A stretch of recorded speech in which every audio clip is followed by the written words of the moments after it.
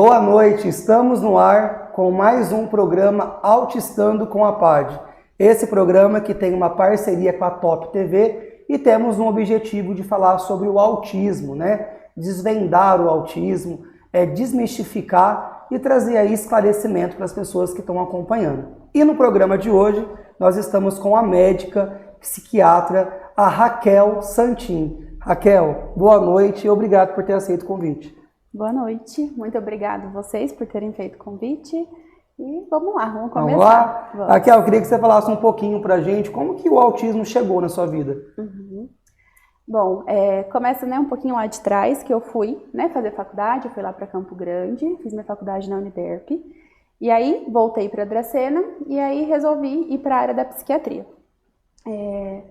Fiz minha pós-graduação em São Paulo, no Albert Einstein, da psiquiatria no geral. E aí depois a aptidão, o interesse pelo autismo foi surgindo, e aí fui dando mais enfoque nos estudos, comprei curso e aí estou me especializando na parte do autismo, tanto para criança quanto para adulto. Legal. Raquel, quem que pode laudar um autista? Chegar e falar, olha, essa criança, ou esse adulto, ele tem autismo. Que profissional que pode? Assim, todos os médicos e profissionais da saúde, na verdade, podem começar a levantar uma suspeita e fazer o diagnóstico, mas acaba que realmente, o laudo final mesmo, que vai acabar valendo mais, é do médico psiquiatra ou do neurologista, Mas também, tem os psicólogos que ajudam demais, nesse processo. Então, também existe o laudo psicológico, teste neuropsicológicos que também podem dar esse laudo. A gente estava até comentando aqui antes da gravação sobre... Hoje a gente vê alguma criança ou algum adulto e é muito comum todo mundo diagnosticar, eu acho que tem autismo, acho que não tem autismo. Quando que vocês chegam nesse diagnóstico, Tipo, olha, realmente tem autismo, é autismo.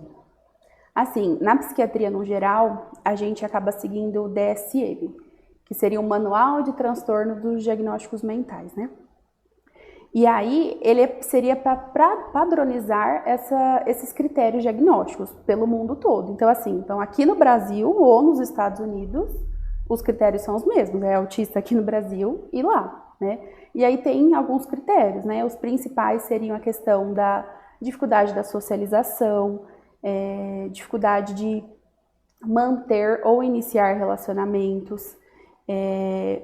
Geralmente o autista tem uma dificuldade de integrar a comunicação verbal e não verbal. Então, por exemplo, eu tô feliz, eu vou estar provavelmente sorrindo e mais calmo. Às vezes um autista feliz, ele vai estar muito agitado, às vezes até agressivo. Então, às vezes não consegue fazer essa integração da comunicação, verbal com não verbal. Não consegue expressar bem a sua expressão, os gestos e expressão facial. Tem a questão também de não conseguir se adaptar muito bem nos ambientes. Então, eu sei que não sou autista, eu sei que é diferente o meu comportamento dentro de uma igreja e é diferente numa festa de aniversário. Às vezes o autista não sabe muito bem se ajustar, nas situações, não tem muito interesse, que a gente fala interesse pelos pares, que seriam interesse por crianças da mesma idade, prefere mais ficar sozinho, prefere brincar sozinho, E tem a parte também da parte dos movimentos e interesses repetitivos.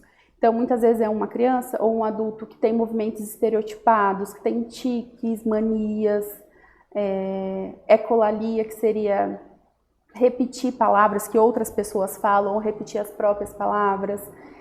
Tem uma adesão muito inflexível, então sempre precisa estar na rotina. Então, de manhã vai para a escola, à tarde vai no projeto, à noite fica em casa.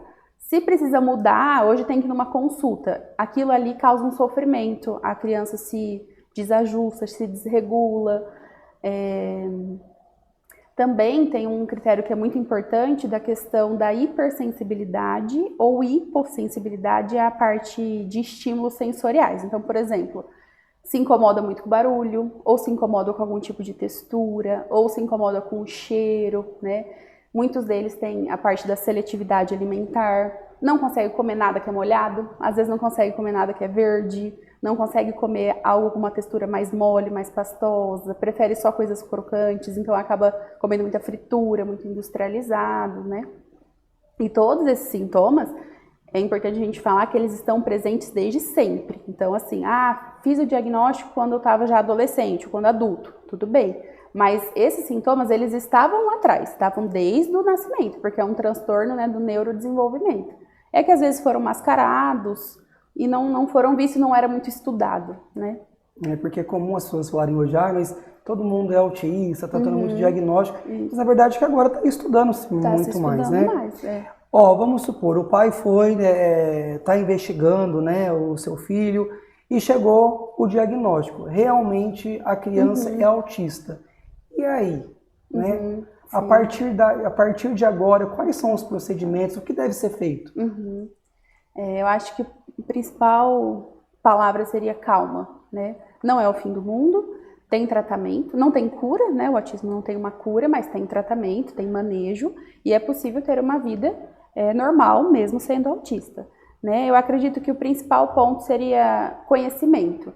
Tanto o próprio autista mais adulto que se descobre, ter um autoconhecimento, estudar sobre, saber o que é o espectro, ver, né, as suas limitações, as suas dificuldades, mas também ver as suas facilidades, ver o que você, né, vai ter de preferência. E o pai, né, os pais dos autistas também, conhecer sobre o assunto e aí procurar profissional de saúde, né? Por exemplo, um psiquiatra, ele pode ser o primeiro profissional de saúde que você vai procurar. Tanto para orientação psicológica mesmo, né? Porque às vezes os pais têm muito sentimento de culpa, de que o filho é autista por causa dele, ou dá um desespero, acha que o filho não vai ter futuro. Então, o psiquiatra, acho que nesse ponto vai ajudar muito. O psiquiatra, ele consegue direcionar para que outros profissionais essa criança ou esse adulto precisa ir. E também, em alguns momentos, vai precisar de medicamento, né? Então, acho que calma e procurar um profissional de saúde. Sendo que esse profissional pode ser o psiquiatra. E que momento, por exemplo, que é determinante para uma criança, né, ou para um adulto, tipo, vamos entrar com medicação? Tá. Assim, quando as medidas comportamentais já estão sendo realizadas. Então, assim, às vezes, muitos pais... eu preciso de medicamento para acalmar meu filho, porque ele não dorme, preciso de medicamento. Então, assim, as medidas comportamentais já estão sendo feitas. Então, assim, tá tendo controle do uso de tela? Essa criança está ficando quanto tempo no celular, na televisão? Essa criança faz a higiene do sono? Então, assim, a casa, à noite, já é uma casa que está mais tranquila, que as luzes já estão mais baixas.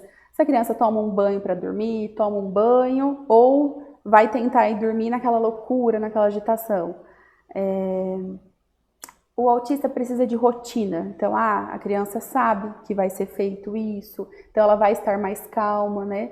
Do que ser uma vida muito desajustada, o autista não se adapta muito bem a isso.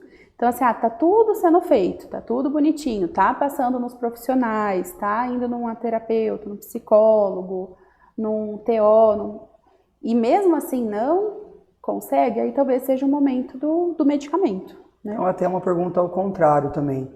É possível cuidar de uma criança, né, de um adulto, enfim, com autismo sem medicação? Sim. Porque eu imaginava que tinha que tomar medicação, né? Então, é possível. Tem um estudo que fala que de 60% a 70% dos autistas, em algum momento da vida, vão precisar de algum medicamento. Mas não é uma regra e não significa que também é para sempre. Então, você acaba que trata as comorbidades, né? É um autista ansioso, é um autista deprimido, é um autista hiperativo, ou desatento, ou agressivo, ou tá com insônia. Então, você vai tratar, na verdade, a comorbidade. Se esse paciente conseguir se ajustar através das medidas comportamentais, né, com a família, com os profissionais, às vezes não vai precisar do medicamento, não é uma regra. Entendi. E para você hoje, qual que é a maior dificuldade do cenário atual, assim, como profissional? O que você vê como dificuldade hoje? Eu acho que, assim, falta interesse, tanto da população quanto dos profissionais de saúde. Eu não acredito que falta dificuldade para o acesso às informações, porque tem, né? A gente sabe que é muito fácil procurar a informação, mas acho que falta o interesse também. E também é visto muito assim, só existe autista criança. Não, existe também os adultos que apresentam suas dificuldades. E também é visto muito os autistas só do nível de complexidade muito maior. Então a gente escuta muito assim, mas ele nem tem cara de autista, né? Às vezes o autista não tem cara, né? Porque às vezes só é visto aquele autista que fica colocando a mão, né, no ouvido, ou que está muito agitado, ou que está fazendo algum movimento repetitivo, às vezes com a mão, está pulando. Então aquele autista que é muito nítido, ele é visto. Agora o autista, às vezes nível 1, nível 2, né, que são os níveis de complexidade, não são vistos. Então falta, acho que, interesse da população no geral e dos profissionais. E eu acho legal do programa que a gente vem fazendo aí toda sexta-feira, é justamente isso, porque é para trazer informação, porque a gente vê muito que às vezes a criança, por exemplo, ela é autista, a pessoa não sabe. E aí o julgamento, né? Muito. Nossa, que frescura. Que criança mal educada. Nossa, que criança mal educada. Essa mãe não vai fazer nada. E eu acho que todo mundo, em algum momento, passou por esse tipo de pensamento, né? Às vezes está num lugar e fala, nossa, que saco.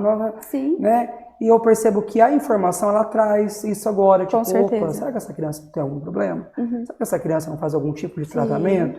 Então eu acho legal porque através desse tipo de informação, né, que você está falando, de uma forma tão clara, eu acho que a gente começa a observar mais, né, e possivelmente julgar menos, né? Sim. E Beatriz, eu queria que a gente encerrar, que você, sei lá, passasse uma mensagem, né, para as famílias típicas e atípicas também, né, sobre o autismo, o que você pensa, enfim.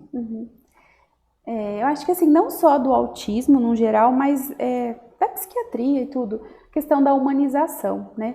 Porque antes de um diagnóstico, antes de uma criança ou de um adulto estar dentro de um espectro, ele é um humano, é um ser, né, integral, que tem as suas crenças religiosas, tem sua situação financeira, sua situação social, familiar. Então é um ser integral. E às vezes é só visto um autista dentro do espectro, né? Não é visto só as suas dificuldades, as suas limitações. E acho que é preciso ver com um olhar mais de amor, no geral, tanto pelo autista quanto pela família do autista, né? Que é uma criança, um adulto que pode, né, que tem muitas habilidades, que tem, né, a sua capacitação e que pode, né, ter uma vida normal. Então eu acredito que seja o amor mesmo e a humanização. Legal você falar isso, porque toda vez que eu peço para alguém falar alguma mensagem e tudo mais, eu sempre percebo, assim, cada um da sua maneira, mas uma mensagem que existe vida além do diagnóstico, né? Você pode levar uma vida, viver a sua vida, passear, viajar, né? Sair de uma maneira geral, independente do diagnóstico. Então, acho que isso é muito legal. Bom, gostaria de agradecer a sua presença. Foi muito legal, porque eu também aprendi, né, com algumas perguntas que eu fiz com a sua resposta, né? E espero que você possa vir mais vezes. Tá bom? Virei. Obrigada. Tá? Pessoal, espero que vocês tenham gostado do programa de hoje. Não se esqueça, esse programa vai ao ar toda sexta-feira, às 20 horas. E na próxima sexta-feira, eu aqui espero por vocês.